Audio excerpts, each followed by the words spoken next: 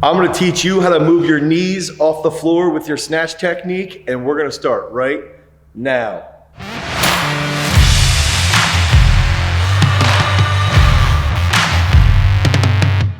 What's up, everybody? It's Dane Miller from GarageStrength.com, and if this is your first time to the channel and you are interested in everything around sports performance, you wanna get stronger, you wanna be more explosive, and you wanna get better at Olympic weightlifting, make sure you like, you comment down below, you subscribe, and you ring that notification bell so that we can help you become a champion.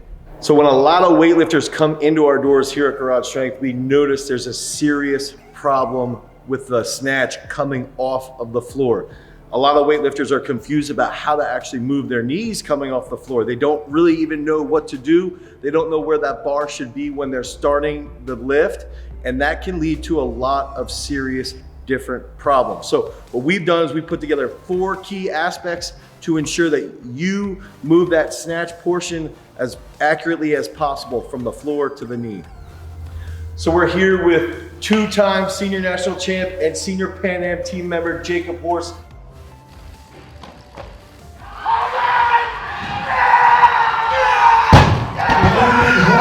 And one of the things that Jake does very, very well right off the floor is that he pulls that bar tight into his body right off the floor. You can actually see when he hits his big snatches that his knees clear back. And we've got to think that is the major key here, is how do we clear our knees?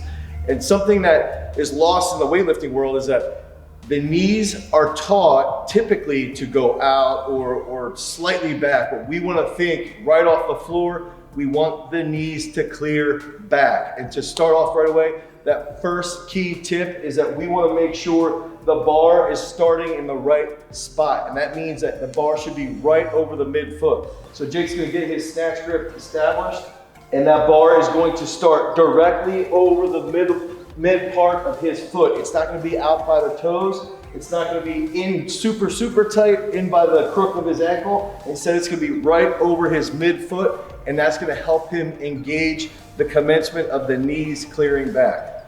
That second key tip is that we want the butt to stay below the chest.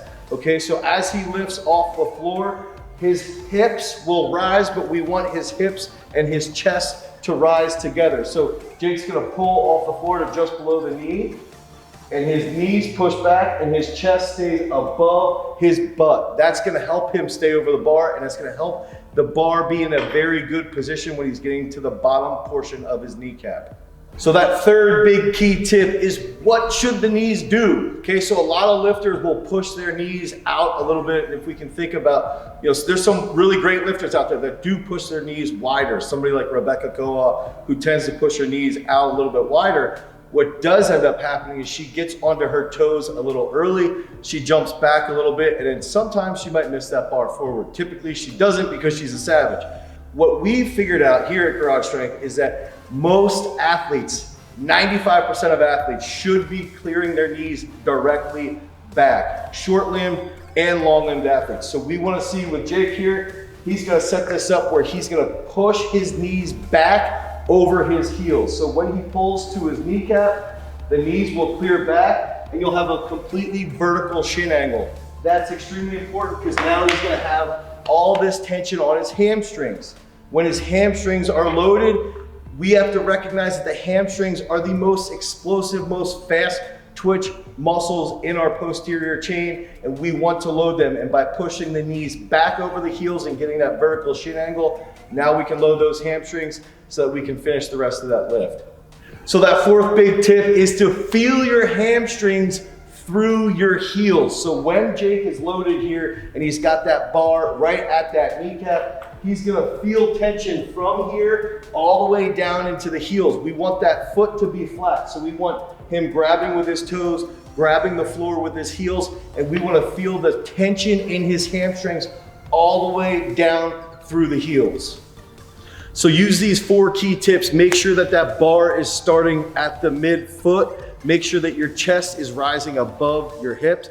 Make sure that the knees clear directly back. We don't want as much outward movement. We want those knees getting back, and you want to feel that tension from your hamstrings driving all the way down into the heels.